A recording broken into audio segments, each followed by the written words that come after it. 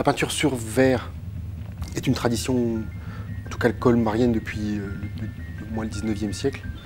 Et n'étant pas véritablement alsacien, enfin, en tout cas d'adoption, j'ai aimé présenter un travail de recherche sur des verres encadrés, enfin des fenêtres encadrées, donc récupérées dans la rue essentiellement, d'y intégrer sur le thème des icônes que je développe continuellement, des références universelles et qu'on retrouve aussi en Alsace, et ça s'appelle des arbres de vie.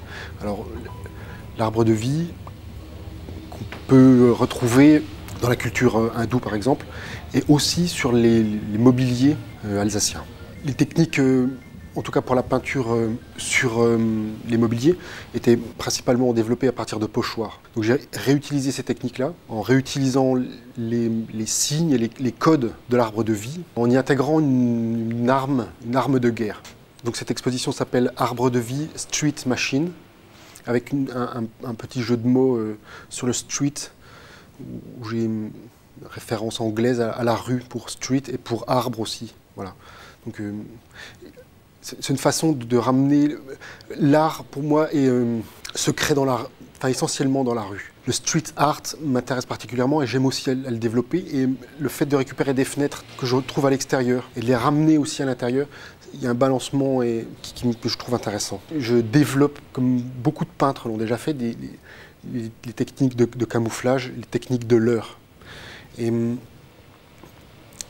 je fais ça en 3D avec des objets en carton, enfin, et aussi donc, sur la peinture sur verre. Alors, différentes techniques, mais le thème du camouflage est essentiel, ou il est récurrent en tout cas.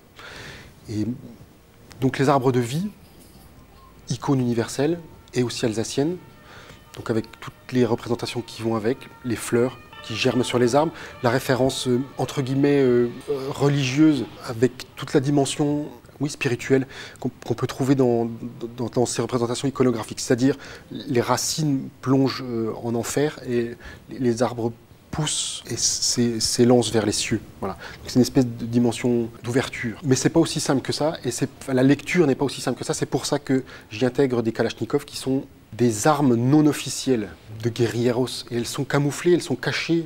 Ce sont principalement mes sources d'inspiration. Mais ça reste une peinture, enfin, je trouve extrêmement positive et lumineuse, puisque je m'en suis rendu compte en l'installant. Le travail est beaucoup moins sombre que ce que j'ai déjà pu faire les années précédentes.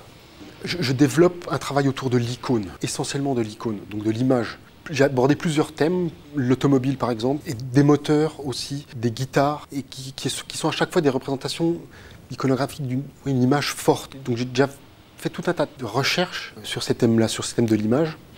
Et souvent, le résultat a été quelquefois, je me rends compte avec ce recul maintenant, et cette exposition a été plus sombre, beaucoup moins lumineux. Les couleurs que j'ai utilisées sont peut-être plus éclatantes. Dans cette exposition, j'essaye de développer un système de double lecture. Et c'est pour ça aussi que j'utilise les techniques de camouflage.